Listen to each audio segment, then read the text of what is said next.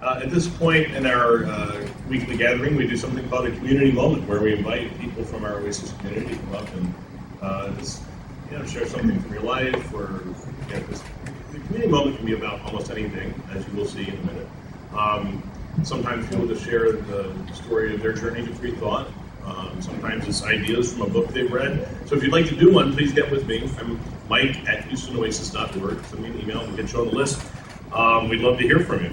This week we have a first-time community moment presenter, and we're going to give a warm welcome to the podium right now to Tim Barton.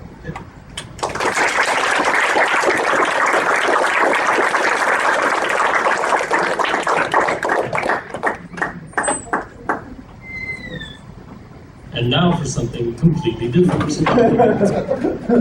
Wow, so it's been a long time since I've done a public speaking thing, so it's weird how you get more nervous when you go up in front of people than you're I'm driving on the freeway driving 65 miles an hour. One wrong move could result in your being dead.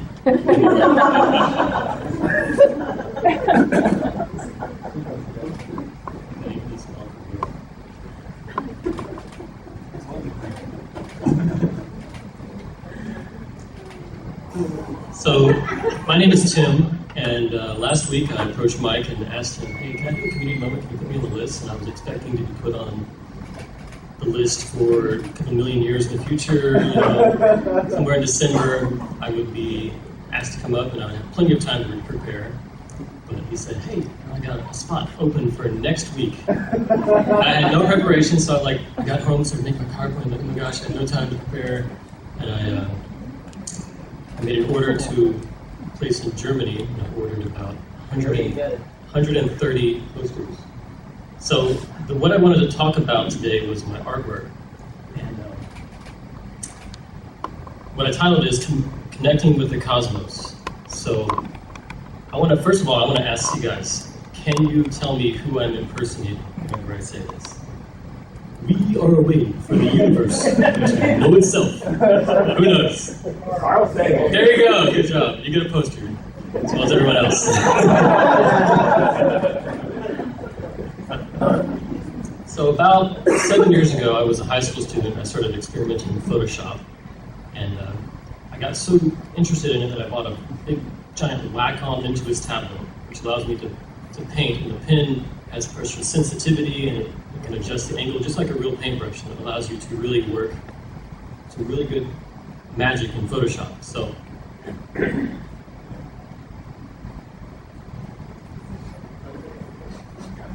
I forgot to press function F4, by the way. It's really important. You have the lights on? Yeah. No. Yeah, actually, yeah. Good. Awesome.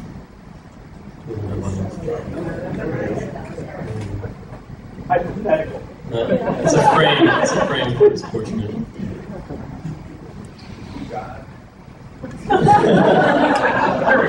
Close. So this is a painting I did when I was 17 years old. The original title was Lord, I'm Amazed. But after returning to artwork 7 years later, I was too embarrassed by that title. I had to change it. So I shortened it to I'm Amazed. And I still am. You're doing it. So this is inside of a nebula. What I was always interested in is astronomy and space. And for a very religious person, that is a pretty toxic combination. When you're religious and believe the Earth is 6,000 years old, and you also love space, because most of the stars and galaxies in the universe are more than 6,000 light years away. This creates an issue in the mind of the religious person, as you might imagine. You start to make up all these excuses, like, oh, well, God created the light in motion, coming towards us. But then how is it that astronomers can study these star systems and determine that there are black holes and measure the compositions of stars throughout the galaxy? And yeah, I got it. Thank you. Thank you, Gary. And that does not look like what it looks like on the screen, by the way. That's a different color. I don't know, maybe it's just a projector, but anyways, this is another painting I did a few weeks ago. I've been practicing. I decided to focus in on one type of artwork, and that is space. Because I was doing landscapes, I was doing all these other things. but I want it to be just to have one thing that I'm really good at, and that is space, because it combines my love for science and astronomy. And yeah, that's fine. Red. Oh, no red. Yeah, so there's a desaturation going on. For some reason, it's only showing one color, but that's okay because it's still pretty cool. Here's another one. It's inside of a nebula. I was like, what would it look like if we were in a spacecraft inside of a nebula, sort of flying around like 4 or 5 times the speed of light or something? And this is what I painted. This one I did in about an hour, 2 hours, something like that. Here's another one I did. There's quite a few Carl Sagan quotes in this slideshow that I wanted to share with you. They're not showing up because I took them out. This one is called chromaticalism. This depicts a planet here on the right-hand side, and there's this crazy explosion going on in the background. And I said I ordered something from Germany. I ordered 130 poster prints of this, which I have out in the lobby on a table. They're free for everyone who wants one. Oh, so please take them.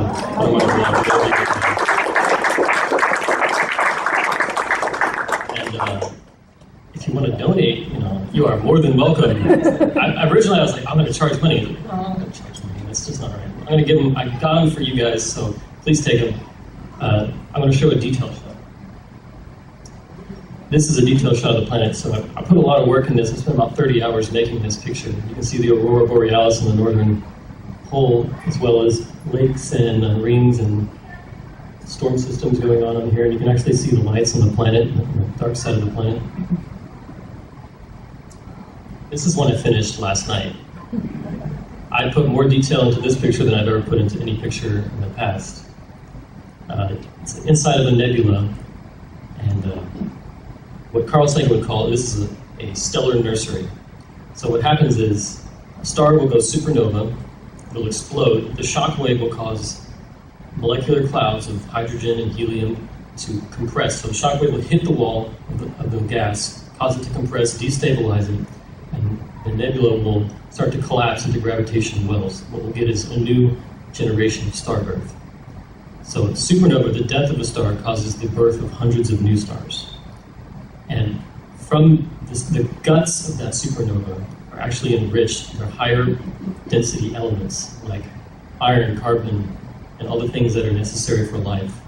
And so one of the most poetic things about science is that we've discovered where all the elements in our bodies have come from. So in your body, there's carbon. All that carbon had to be formed in the center of a giant red giant star. There's no other way for carbon or any of the higher elements to form. And even the things like zinc and gold and silver had to form in the few split seconds of a supernova. So they only happen every time there's a supernova. And all those stars had to explode or else we could never exist. Their guts could never spread across the galaxy and then condense into planets where evolution takes place. Apes happen to get large brains, and we actually have to get Houston Oasis and all these things happen. So basically, forget Jesus, the stars died so that you could live. So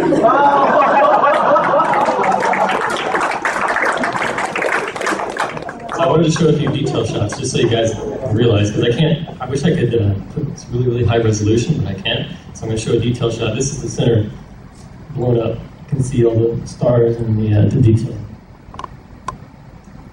Here's another shot.